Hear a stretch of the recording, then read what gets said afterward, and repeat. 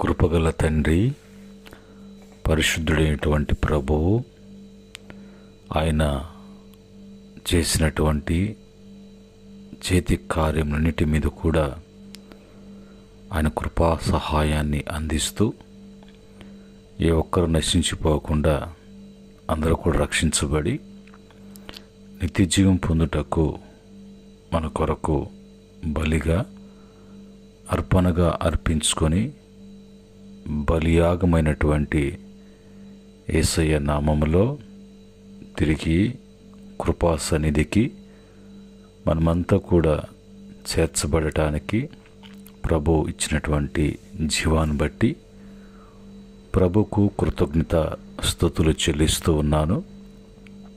అలాగనే ప్రతిరోజు ఉదయకాలం ముందు కృపావాక్య ధ్యానాలలో పాలుపంపులు కలిగి ఉంటూ ప్రభుని ఘనపరుస్తూ మహిమపరుస్తూ అనుసరిస్తూ ఉన్నటువంటి బిడ్డలకు ప్రభు పేరిట వందనములు, ప్రభు పేరిట శుభములు తెలియజేస్తూ ఉన్నాను. ప్రియమైన దేవుని బిడ్డలారా, ఈ సమయంలో ప్రభు మనకై ఇచ్చినటువంటి వాక్యాన్ని మనం చదువుకొని వాక్యానుసారంగా జీవించటానికి ప్రభు మనకు నేర్పిస్తున్నటువంటి మాటలను నేర్చుకున్నటకు ప్రభు సన్నిధిలో ఆసక్తి కలిగి మనము ఉండుటకు ప్రభు యొక్క సహాయము ప్రతి బిడ్డ కూడా అందించునుగాక.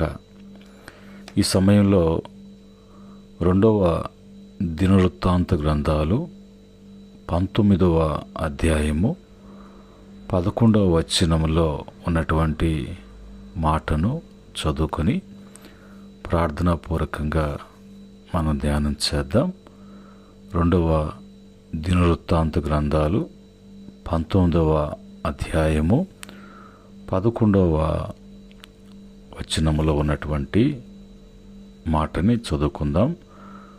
మరియు ప్రధాన యాజకుడైన అమర్య యెహోవాకు చెందు సకల విషయములను కనిపెట్టుటకు మీ మీద ఉన్నాడు. యూదా సంతతి వారికి మరి అధిపతియు ఇష్మాయిలు కుమారుడైన జెబెద రాజు సంగతులను విషయములలో పైవాడుగా ఉన్నాడు. లేవీయులు మీకు పరిచారకులుగా ఉన్నారు. ధైర్యము వహించుడి, మేలు చేయుటకై యెహోవా మీతో కూడా ఉండును. ప్రేమగల తండ్రి, పరిశుద్ధుడా, మీకు వందనాలు. ఈ యొక్క సమయంలో మీ మాటలు మేము ధ్యానం చేస్తుండగా నాయన బయలుపరచండి, బోధకుడ బోధించండి, బలపరచండి, క్రమపరచమని యేసుక్రీస్తు నామములో అడిగి వేడుకుంటున్నాము తండ్రి, ఆమేన్. ప్రియమైన దేవుని బిడ్డలారా, మనం చదువుకున్నటువంటి మాటలలో ఆ దినాలలో యెహోషువపాతు రాజుగా పరిపాలిస్తున్న దినాలలో అతని యొక్క ప్రవర్తన, పరిపాలన అనేది దేవునికి మరి కోపము తెప్పించేటట్లుగా, దేవుని యొక్క మరి ఆలోచనలకు, ఉద్దేశాలకు వ్యతిరేకంగా ప్రవర్తించినట్లుగా, అందును బట్టి యెహోషాపాతు మీదకి దేవుని యొక్క కోపము దిగిరావటం, అందును బట్టి దైవదాసుని ద్వారా అతనుకు హెచ్చరిక, గద్దింపు రావటం జరిగింది. మరి అతను చేసినటువంటి పొరపాటు ఏంటి అంటే, దేవునితో కాకుండా, దేవుని చిత్తము లేకుండా అన్యులతో పొత్తు కలిగి వారికి సహాయం చేయటం అనేది. మరి ఆహాబుతో అతను పరిచయం కలిగి ఉండడం, ఆహాబు మరి ఒక అన్యుడి కంటే మరి ఎక్కువగా అతను ప్రవర్తిస్తున్నట్లుగా, అలాంటి అన్యులతో ఈయన మరి పరిచయాలు, సహాయాలు, బంధాలు కలుపుకోవటం అనేది జరుగుతున్న కారణాన్ని బట్టి ప్రభు యొక్క హెచ్చరిక, సేవకుల ద్వారా గద్దింపు వచ్చినప్పుడు వెంటనే అతను తిరిగి తన్ను తాను కరెక్ట్ చేసుకోవటానికి, తన్ను బట్టి తన పరిపాలన మరి ప్రజలు నాశనం కాకున్నట్లు అతను మళ్ళీ అన్నీ కూడా కరెక్ట్ చేసుకొని అతని క్రియలు అన్నీ కూడా దేవుని దృష్టికి మంచిగా ఉండునట్లుగా అతని క్రియలను బట్టి దేవుడు తిరిగి అతన్ని కనికరించి చేర్చుకున్నట్లుగా, అలాగా మరి అతను అన్నింట్లో కూడా సరి చేసుకుంటూ రావటం, అతనే జనుల మధ్యలోకి వెళ్ళి వాళ్ళ సమస్యలు ఏంటో, వాళ్ళ ఉన్నటువంటి పరిస్థితులు ఏంటో తెలుసుకుంటూ అక్కడ ఉన్నటువంటి మరి సేవకుల్ని ఏర్పాటు చేయటం, యాజకుల్ని ఏర్పాటు చేయటం, మరి ఆ పరిపాలనలో కావలసినటువంటివి అన్నీ కూడా అతను చూసుకోవటము అని చేసేటువంటి క్రమంలో ఒక మాట అంటాడు. ఏంటి ఆ మాట అంటే, ధైర్యం వహించుడి, మేలు చేయుటకై యెహోవా మీతో కూడా ఉండును అనే మాట. ఇప్పుడు అక్కడ ఎప్పుడైతే ఒక క్రమము అనేది, పద్ధతి అనేది, తప్పటము తొలగటము అనేది అందులో మార్పు కలిగిన వెంటనే అది దేవునికి అంగీకారం కానప్పుడు దేవుని యొక్క జోక్యము అందులో ఉండదు. కాబట్టి వాళ్ళు దేవుని కలిగి ఉండి దేవుని బట్టి ధైర్యంగా ముందుకు సాగటానికి ప్రభు యొక్క సహాయం వాళ్ళకు ఉంటుంది.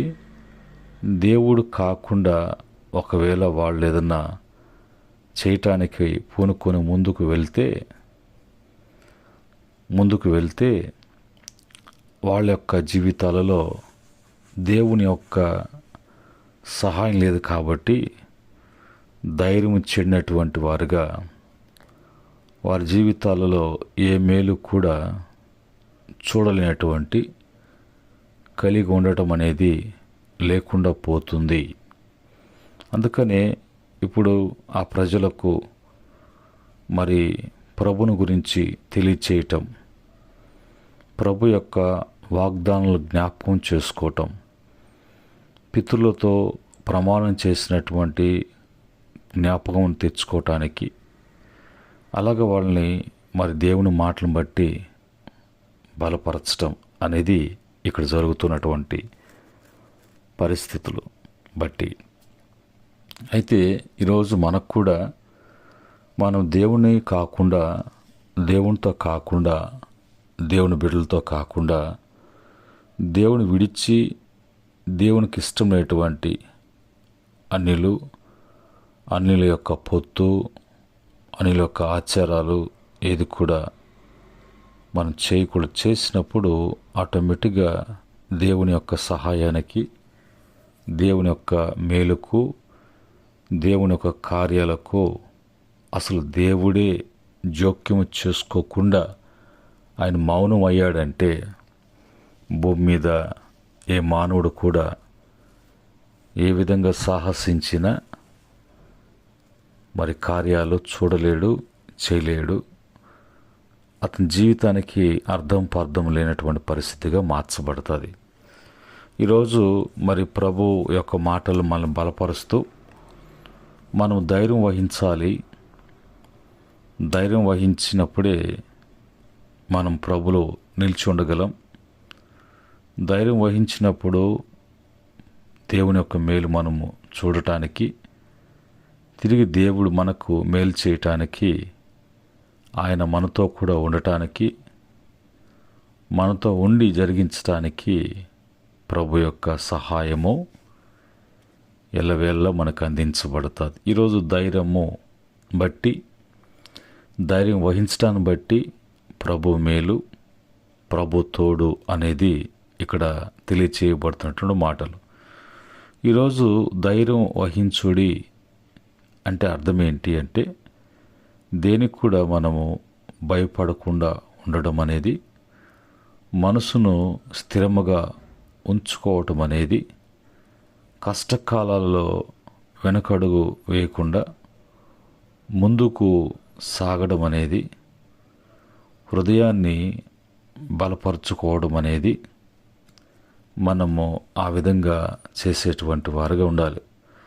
సమస్యలు వస్తాయి, సమస్యలు వచ్చినా కూడా మరి కృంగిపోకుండా, అపజయాలు వచ్చిన ఆశను కోల్పోకుండా, పరిస్థితులు మనకు విరోధంగా ఉన్న ధైర్యము విడవకుండా ధైర్యముతో ఎదుర్కోవటానికి, నమ్మకముతో నిర్ణయాలు తీసుకొని దేవునిపై పూర్ణమైనటువంటి విశ్వాసం ఉంచి, పరిస్థితులను చూసి భయపడకుండా దేవుడు మనతో ఉన్నాడు అన్న నమ్మకంతో నిలబడి, శ్రమల్లో కూడా నిరాశలను కాకుండా ఉండడం అనేదే ధైర్యము వహించటము అనేటువంటి మాటకు అర్థం.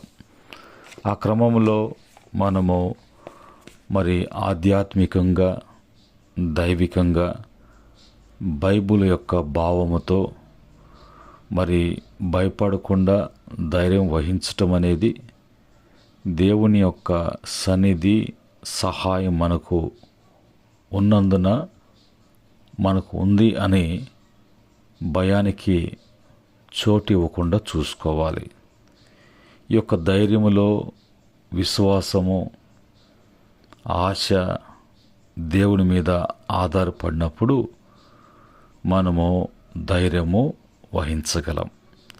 ఆ క్రమంలో మరి మనము భయాన్ని విడిచిపెట్టి బలంగా ఉండటానికి, కష్టాల్లో కూడా ధైర్యంగా ఎదుర్కోవటానికి, దేవునిపై విశ్వాసముతో నిలబడటానికి మనము ఆ విధంగా సిద్ధపడాలి, ఆ విధంగా మనం ఉండాలనేది బైబిల్ చెప్పేటువంటి మాటలు.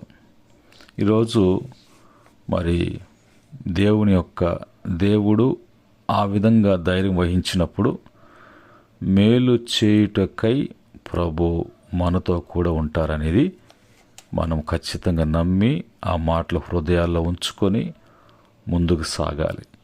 ఈరోజు మరి మేలు చేయుటకు దేవుడు మనతో కూడా ఉంటున్నారు అనే విషయాన్ని మనం తెలుసుకున్నాం. అలాగుండాలి అంటే మనం ఏం చేయాలి? దేవుని మేలు అనుభవించాలంటే దేవుడు మనకు తోడుగా ఉండాలి. దేవుడు మనకు తోడుగా ఉండాలంటే మనం ధైర్యం వహించాలి. ఈ క్రమంలో దేవుని యొక్క మేలు మనం పొందుకోవటానికి ఏం చేయాలి?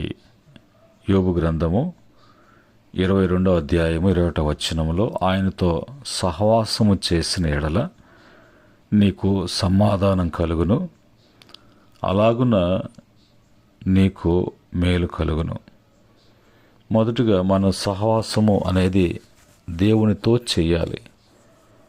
సహవాసం చేయటం అంటే దేవునితో ప్రార్థనా సంబంధం, వాక్యపు బంధం, భక్తిలో ఐక్యత, సహవాసములో నడిపింపు, ఆరాధనలో, సంఘములో మనం ఎప్పుడు కూడా తూచా తప్పకుండా ఆ క్రమంలో ఉన్నప్పుడు ఆయనతో మనము సహవాసము చేసినట్లుగా, ఆ విధముగా ఉన్నటువంటి ఆ సహవాస బంధము సమాధానం కలుగు చేయటమే కాకుండా మనకు మేలు చేయటానికి ద్వారములు తెరవబడుతుంటాయి, మేలు చేయటానికి ప్రారంభించబడతాయి.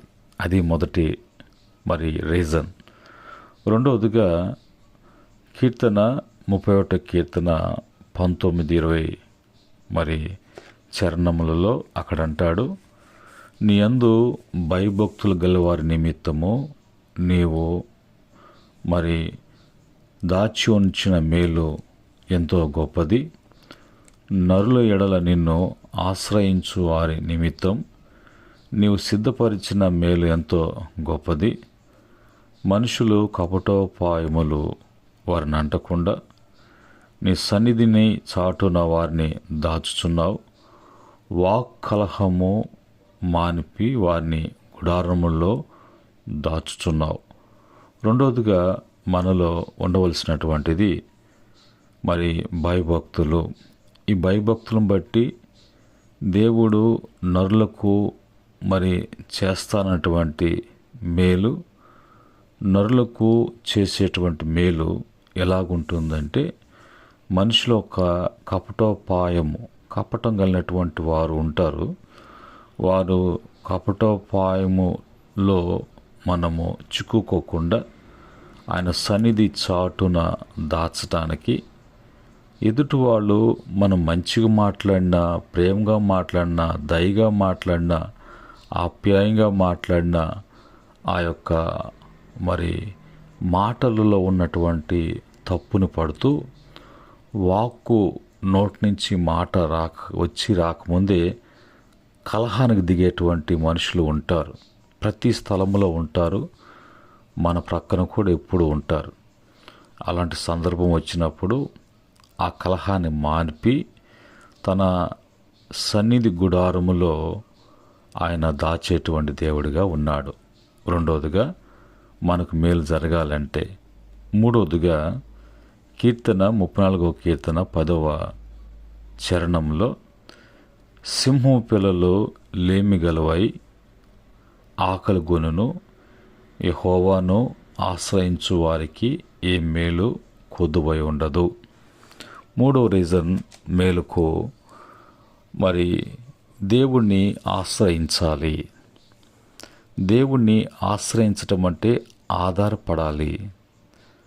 ఆధారపడటం అంటే ఆయనని నమ్ముకోవాలి, నమ్మాలి.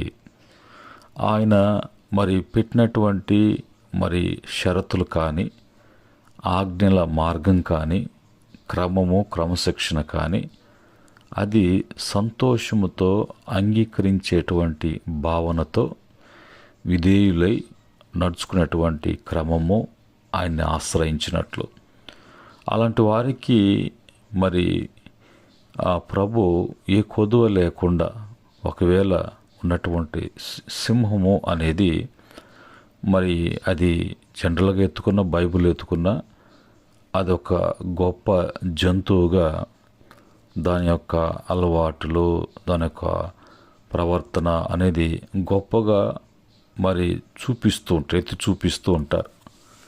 అయితే వాటికన్నా అంత దర్జాగా ఉన్నటువంటి వాటికే కొదువై ఉండొచ్చేమో, కానీ తను ఆశ్రయించేటువంటి బిడలను, తనపై ఆధారపడేటువంటి బిడలను, ఆయనను మాత్రమే నమ్మినటువంటి బిడలను పూర్ణ అంగీకారముతో ప్రతిదీ కూడా ప్రభు యొక్క చిత్తాన్ని అంగీకరించేటువంటి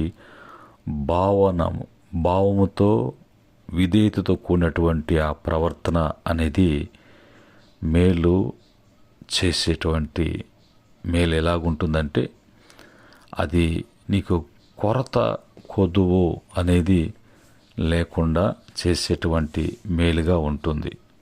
అలాగనే మరి 4వ రీజన్ ఏంటంటే మేలుకి, కీర్తన 65 కీర్తన 4వ చరణములో, నీ ఆవరణములలో నివసించున్నట్లు నీవు ఏర్పరచుకొని చేర్చుకున్నవాడు ధన్యుడు.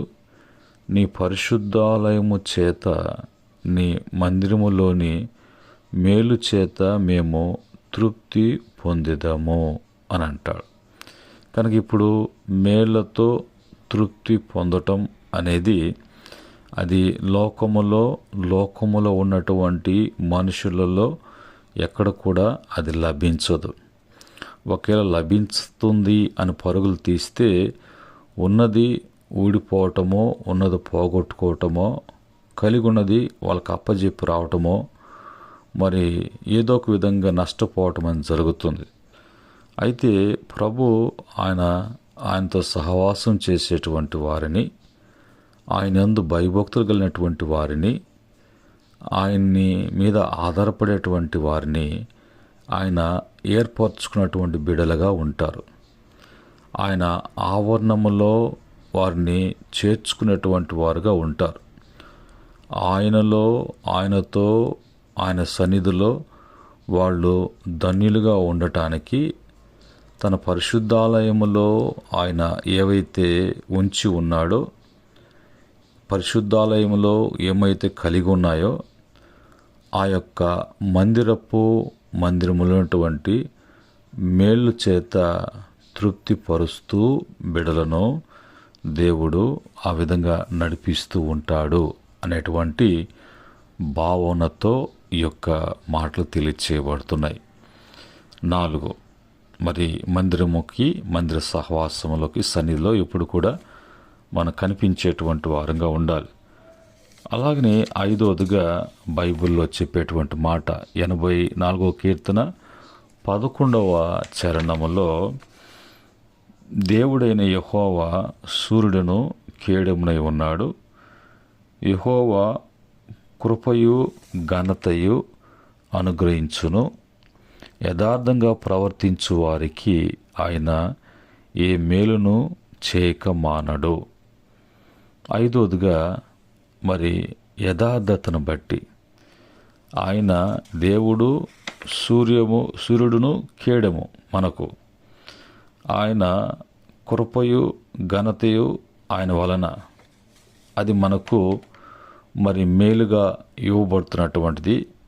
మేలును బట్టి కలిగినటువంటి మరి ఆ సహాయం కనుక ఇప్పుడు ఆ విధంగా ఆయన సూర్యుడిగా మన కేడెముగా, కృపయు ఘనతయు మనకు ఆయన అనుగ్రహించడానికి మనలో ఏం చూసి అంటే మన యొక్క యథార్థమైనటువంటి ప్రవర్తన చూసి, నీతి నిజాయితీని చూసి, మనలో లోపము లోటు లేకుండా ఖచ్చితమైనటువంటి మనసుతో ఖచ్చితంగా మరి ఆయన ఎదుట నడుచుకునేటువంటి ప్రవర్తన చూసి ప్రభు ఆయన మరి చెప్పబడినటువంటిది కాకుండా మేలు చేయాల్సి వస్తే అది ఏ మేలైనా సరే ఆయన చేయక మానడు నీ జీవితంలో అన్నట్టుగా ఈ మాటలు మనకు తెలియచేస్తున్నాయి. కనుక ఆ క్రమంలో బైబిల్లో యాకోబు దేవుని యొక్క మేలు పొందుకున్నట్లుగా ఆదికాండము 32:9-12 వచనాల ప్రకారంగా, యేసేపు దేవుని యొక్క మేలు పొందుకున్నట్లుగా ఆదికాండం 50వ అధ్యాయం 20వ వచనం ప్రకారంగా, ఆ దినాలలో దేవుని బిడ్డల పట్ల కనికరం కలిగి, ప్రేమ కలిగి, దేవుని భయం కలిగినటువంటి మంత్రసానులు వాళ్ళ వంశాలు దేవుడు మరి ఆస్వాదించినట్లుగా, వృద్ధిపరిచినట్లుగా, అలాగా దేవుని మేలు పొందుకున్నటువంటి వారుగా కనిపిస్తుంది. నిర్గమకాండము 1వ అధ్యాయము 20వ వచనం ప్రకారంగా. అలాగనే ఇశ్రాయేలు ప్రజలు కూడా ద్వితీయోపదేశకాండము 5:29 ప్రకారంగా దేవుని యొక్క మేలు పొందుకున్నట్లుగా, ఒక అన్యురాలై ఉండి తన స్వదేశాన్ని, బంధువులను, రక్త సంబంధికులందరినీ విడిచిపెట్టేసి దేవుని యొక్క సన్నిధికి బెత్లెహేముకు చేరినటువంటి రూతు దేవుని వల్ల మేలు పొందుకున్నట్లుగా, అలాగనే దావీదు 2వ సమూయేలు గ్రంథము మరి 7వ అధ్యాయం 8వ వచనం ప్రకారంగా అతను దేవుని యొక్క మేలు ఎంతగా పొందుకున్నాడో, అనుభవించాడో తన కీర్తనలలోనూ తన మాటలలోనూ అనేక సందర్భాలలో ఆయన యొక్క మరి దేవుని యొక్క మేలు పొందుకొని ఏ విధంగా గొప్పవాడయ్యాడు. రూతు గ్రంథం 3:1లో కూడా రూతుని గురించి, 2వ అధ్యాయంలో కూడా రూతుని గురించి గొప్పగా, 4వ అధ్యాయంలో కూడా రూతుని గురించి ప్రభు యొక్క మేలు ఎలాగా పొందుకున్నది మనం చూడగలం. అలాగనే అపోస్తలుడైనటువంటి పౌలు గారు ఫిలిప్పీ పత్రిక 1:23 ప్రకారంగా దేవుని యొక్క మేలు పొందుకున్నటువంటి వ్యక్తి నిర్ణయం ఏంటంటే, బ్రతుకుట క్రీస్తే, చావైతే నాకు అది మరి లాభము, మరి మేలు అని అంటాడు. ఉంటే నేను జీవిస్తే ప్రభు కొరకు ప్రభులాగా జీవిస్తాను. ఒకవేళ జీవితం ఇక్కడ ముగించి తిరిగి నేను పరలోకంలో నా యొక్క జీవితాన్ని ప్రారంభించాల్సి వస్తే ప్రభుతో ఉంటాను అని ఒక నిర్ణయముతో కూడినటువంటి మాట అతను పలకటం అనేది మనం చూస్తూ ఉన్నాం. ఈ క్రమాన్ని బట్టి మన జీవితాలలో దేవుడు మనతో ఉండి మేలు చేయటానికి, మనం ధైర్యం వహించటానికి, ధైర్యం కలిగి ఉండటానికి ప్రభు సన్నిధిలో మనం ప్రయత్నం చేస్తాం. అలాగా మరి ధైర్యం అంటే ఏంటో మనం తెలుసుకున్నాం, మేలు అంటే ఏంటో తెలుసుకున్నాం, ప్రభు మనతో ఉండాలి, ఉంటాడు అని దాని గురించి తెలుసుకున్నాం. ఇవన్నీ మాటలను బట్టి ఈరోజు ఏ విషయంలో కూడా మనం భయపడక మన పిరికివారంగా ఉండటానికి ప్రభు ఇష్టపడలేదు. ఇంద్రియ నిగ్రహం కలిగినటువంటి ఆత్మచేత నింపి బలపరిచి ధైర్యపరిచి ముందుకు నడిపిస్తూ మనల్ని జీవింపచేసేటు దేవుని యొక్క సహాయం ప్రతి బిడ్డ కూడా అందించబడునుగాక. ఆమెన్. సర్వోన్నతుడా, సర్వశక్తిమంతుడా, సమస్తమును కూడా జరిగించు సఫలపరిచేటువంటి ప్రభు, నీ మాటలను బట్టి స్తుతిస్తున్నాం.